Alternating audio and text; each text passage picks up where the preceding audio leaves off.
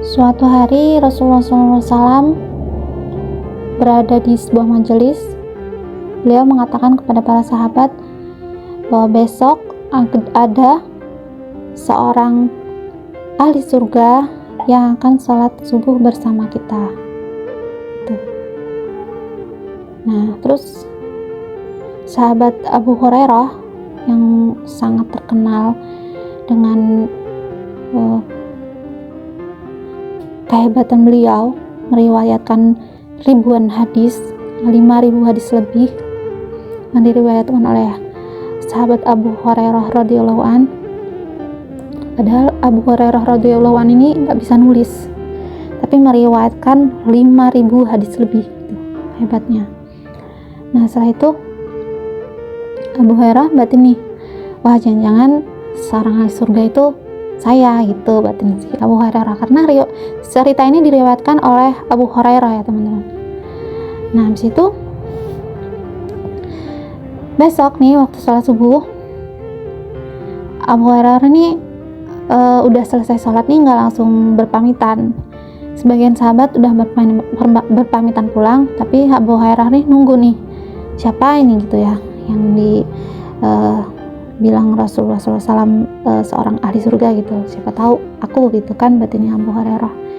Nah, ternyata setelah selesai sholat itu ada seorang pria kulitnya hitam, bajunya lusuh, kotor gitu ya, dekil gitu,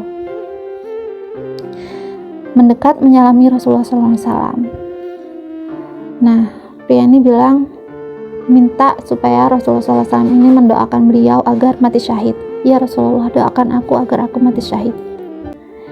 Nah, setelah itu Rasulullah pun mendoakan pria tersebut, didoain supaya mati syahid. Nah, ketika Rasulullah SAW berdoa, tubuh pria ini nih mengeluarkan bau kasturi nih, padahal badannya kotor, kumal gitu. Tapi ketika Rasulullah SAW mendoakan beliau, mendoakan pria ini, seketika tubuhnya harum gitu. Nah, setelah itu pria ini pun pergi.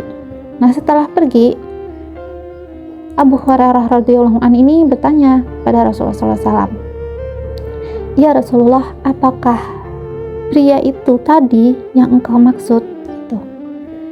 Terus Rasulullah SAW bersabda, ya betul, dialah orangnya gitu kan, katanya gitu. Ya betul, dia orangnya gitu. Rasulullah SAW langsung Abu Hurairah bilang, dia adalah hamba sahaya si fulan gitu. Kenapa ya Rasulullah engkau tidak memerdekakan dia, sehingga tidak memerdekakan dia gitu kan, kenapa nggak dimerdekain gitu, dia kan ahli surga gitu. Terus Rasulullah SAW pun menjawab,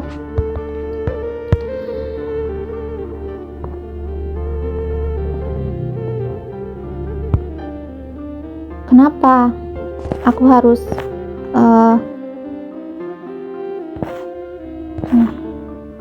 aku agak lupa, jadi aku sedikit membaca. Bagaimana aku akan berbuat seperti itu bila dengan keadaannya seperti itu Allah akan menjadikannya seorang raja di surga. Lalu Rasulullah melanjutkan, wahai Abu Hurairah, sesungguhnya di surga itu ada raja dan orang-orang terkemuka, dan dia ini salah satu raja dan orang terkemuka tersebut.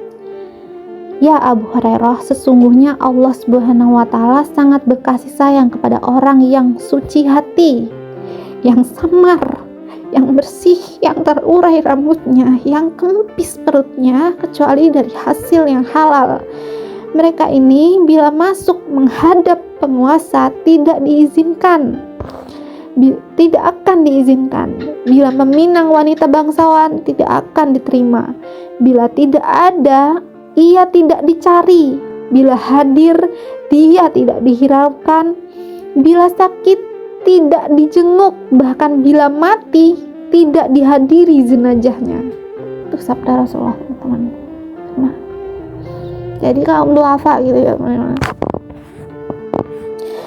Lalu salah seorang sahabat bertanya, ya Rasulullah, tunjukkanlah kepada kami salah seorang dari mereka selain budak hitam tadi. Rasulullah SAW menjawab, Uwais al-Qarni.